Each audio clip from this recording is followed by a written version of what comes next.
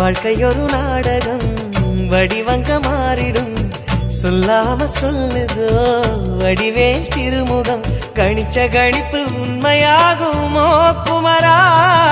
இன்னும் உள்ளே என்ன மாயமோ